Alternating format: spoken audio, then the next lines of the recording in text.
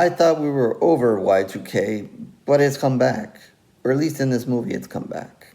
And maybe this is the way it might have went and it didn't go so well, but here we are. We're many years later, and we're still here. But in this movie, it didn't go so well, and but I think they still overcame. Hopefully, but we'll find out. Let's see what happens here in this version of Y2K. Starting with the IMDb plot, two high school nobodies make the decision to crash the last major celebration before the new millennium on New Year's Eve, 1999. The night becomes even crazier than they could have ever dreamed when the clock strikes midnight. Yes, we all doom and gloom and well, I'm not gonna say all, but some thought it was over. That was gonna be the end of the internet and your AOL and so forth. But it was not. It was just the beginning of. Actually, it was the beginning of the end because now soon after we ended up with social media and some might say that's the beginning of the end. Yeah, but anyway, before we can go down that hole. All right, so this is a movie I can't say I knew a whole lot about. Kind of saw some things here, there, tweeted here and there, out there. So once I came across it, I'm like, yeah, okay. Not really sure what's going on here. I wasn't really sure it was even horror when I first saw people, but then because of who was sharing it, I said, oh, it must be horror. So it was kind of one of those. Let me hit play and see what happens. So no grand scheme there. So there are I don't know that there are huge twists and turns here. And this is, still a fairly new film, so I'll try to keep it spoiler free. There is I think, some familiar faces you'll see, that are in the movie, and then there's a kind of a surprise familiar face to some. Later on in the movie, I'll leave that individual out so you guys can be surprised as I was when that person appears and plays a part in the end of this film. And but yeah, I no huge twists and turns other than that. Kind of what you kind of expect once I kind of get into this. But I'll try to save some stuff for you guys. So kind of watching this it's one of those films was a little bit of a roller coaster for me. I was maybe not liking it, not liking it, liking it, kind of back and forth. It was. One of those things where, I wasn't sure. Not that at any point, I don't think at any point was I ready to turn it off. But, it's just one of those movies I just very felt that I was on the roller coaster there of yeah, okay, this is good. Okay, this is, when are we going to get back to the good stuff kind of thing. So, yeah, early on, you're going to get this introduction to these two young men. And going through the very typical, kind of high school kind of thing, trying to, trying to, I guess, get girls and kind of into that thing, maybe not be popular, but be, not be the total outcast. One of them likes a girl specifically. We were going to see her, that back and forth of him liking her and her being someone else and liking other people this plays a part in the film. You have two boys here that are very, very close friends, but also a little bit have their similarities, but also a little bit different maybe in their approach to how they are with other people, especially girls and so forth. So we're going to get this introduction at the beginning, introduction to them, introduction to their school, what's going on there. This kind of introduction to, the standard of what you used to see in school, the popular kids, the non-popular kids, the rockers, the nerds, the goth people. They're going to go through that whole thing, really put you back in 1990 and 2000 for those who were young in those days. And really put you there and kind of give you that feel there. and kind of go on to it with that, and kind of set up that kind of stuff. Then there's this big party, and they got to decide whether they're gonna go or not. They really weren't invited, but it's more of an open house kind of thing. So they end up going, and as this is kind of going on, so of course early on in the film, I'm like, oh God, why? This is obviously the down part of the roller coaster here. What is happening? Where are we going with this movie? Is it Y2K yet? What is going to happen? All right, we've got this big introduction to everybody. Can we get to, whatever it is that's going to happen here? And eventually, the clock does strike midnight. And soon after, finally, the roller coaster takes off. And we have a really, really great scene in the house. Which left me with some questions and so forth.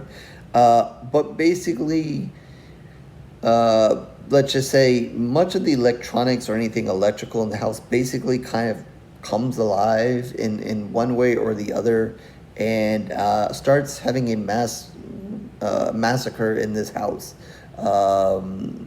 It starts off in a bedroom and then basically sprawls all over this house. That was full of kids and so forth, dying by all kinds of different means, and I don't want to get into any specifics.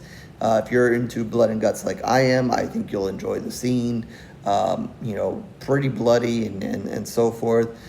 Maybe not a whole lot realistic, and again, like I said, is going to open the door to questions. There's a lot of, kind of coincidences there, how certain kids end up dying by certain things. It's like they almost like kind of stumble into it in the chaos. Just kind of weird things happening, something with a blender, something with a microwave. Then there's these other things where like it looks like a bad transformer where like all these electrical pieces kind of came together and are now going to kill you in some way or some fashion. There's this little remote control kind of thing, looks like not even a car, but it's on wheels, whatever. It does some killing, and just mad chaos. So opens the door to some questions, but you kind of let those questions go, and you have nice blood and guts everywhere. So you're just like, okay, whatever. There's blood and guts. I'm happy about it, even though it doesn't make much sense. Let's move on. So you have a really good scene there, until you kind of flesh out. You had a bunch of people die, and then you have some of the main characters that you've kind of just met kind of get out of that situation, and then we kind of reset. And kind of then in that reset is when the kind of the roller coaster kind of goes down, and then there's oh, what is going on, what is the robot, what are these things doing, why are we dying, this and that. Learning a little bit about people, their relationships, blah blah blah.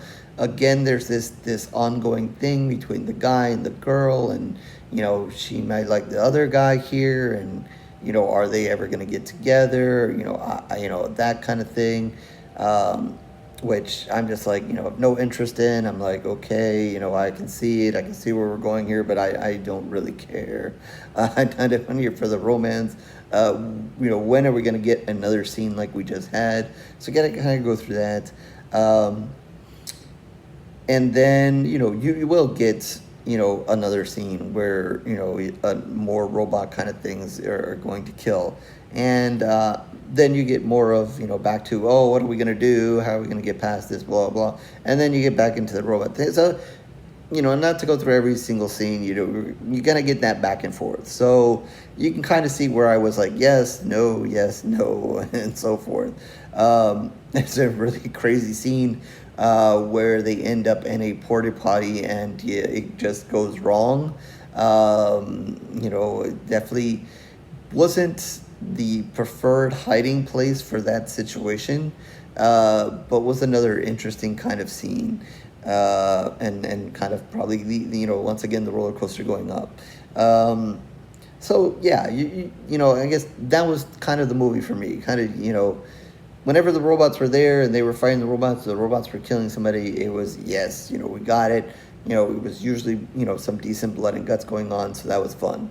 Then when there's the other stuff, whether it's the romance or getting to know the friends or blah, blah, blah, or is this talking, it was no. I'm not really interested.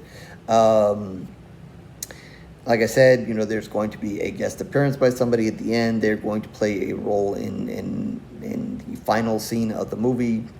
Kind of, obviously they have to try to rid themselves of the robots and so forth. We find out, what the robots are, why this is happening, sort of in a way. I not gonna say I totally buy it. Again, like I said, it is a little bit odd, and you kind of have these, it's kind of like a really bad Transformers. Let's just say like you just went in your kitchen and took everything electronical and tried to stuck it together and said, hey, that's my Transformer.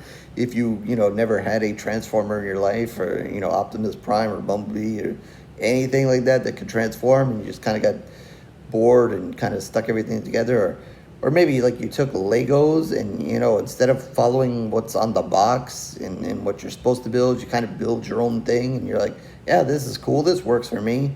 It's not that car or plane or whatever the hell is on the box, but it's mine now and it's cool and I don't know what it does. So you kind of get that kind of thing. So it is a little bit odd in what they create there. Some of them kind of have a central computer in the middle of it. So it's just very strange, and it does fit, I guess, the time period and thinking about computers back then and whatever, and versus, maybe if you kind of did the same scenario now, you'd kind of end up something that looks, maybe like a badass Terminator, but you kind of get this. But still pretty deadly, they're interested in killing and so forth. So yeah, there are, some convenient things that, they kind of go through sticking these things together, but whatever, if you can get past that, get past it, because when they kill, they make it nice and bloody, and I guess that's all that truly matters. It's not, what kills, it's how bloody it is. So that's all fun stuff, and then, we have the final scene. They're gonna, try to find a way to rid the robots and so forth, and then, can they move on with life, and what happens, after Y2K and so forth, blah blah blah. So yeah, I would say so. It is to me up and down. Blood is good. Other stuff, for somebody who's kind of younger in that time period, it was fun seeing certain things, and you could reminisce on certain things. I would say overall they do a really good job with the music in the film. Depending on your taste, depending on what music you liked back then, obviously a lot of music from back then. So maybe they hit on some stuff that you liked, some stuff you didn't like, maybe stuff that you remember, triggering other memories and so forth. So they kind of got that going on as well.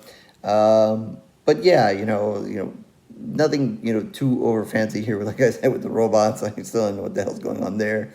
But yeah, the acting is okay. Like I said, there are some familiar faces here from some other stuff you didn't see. I don't get into it. So, it's fine from an acting standpoint. You can watch it and go through it, and no big problems there either. So I think, at the end of the day, you would think that maybe I give this a little bit higher, but I don't know, because of the constant back and forth. I really think I'm going to have to go with 2.5 pools of blood with this one. Maybe 3.5 with the actual blood and guts and pools of blood here. But because it's, some of the other times where I'm just like, especially the beginning where, they just make you wait for what is going to happen. And I'm just like, I don't know. Not that this movie was necessarily a long movie.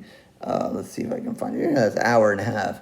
But still, like, I don't know. When it just wasn't killing anybody, I was just like, kind of okay. The only other thing that kind of got me through was, like I said, the music. The music was good. So if they were playing the good music, in maybe one of those scenes where maybe there wasn't a whole lot of action going on or whatever, then it was still good. So, and maybe I should give them a little bit more for that. I don't know. But I think it's just fair enough to give it down the middle, because I was so back and forth with it. So I'm going to stick with 2.5 pools of blood. And that is out of 5. So that's it for Y2K. Lived it once, now lived it again. And, maybe somebody will do another movie someday about it again, and we'll go through it yet again, I don't know. So with that, again, 2.5 pools of blood out of 5. So horrorsgoryreviews.blogspot.com is where you can find all of my reviews, written and video. Certainly lots of video reviews for a while now, so you can like and subscribe and do everything else that everybody wants to do here on YouTube. But if not, no worries, it is okay. I thank you for your time regardless. Twitter, Facebook information down below, and you can reach out to me there, talk about this movie, other movies, horror in general, and definitely in the comments section. Once you watch this film, did you like it? Not? Did you kind of see it in the same way as I do? You know, good blood and guts, then kind of like blood and guts, and so forth, or anything else you want to comment on about this movie, or just to reach out. So with that, I will catch you on the next review, horror fans.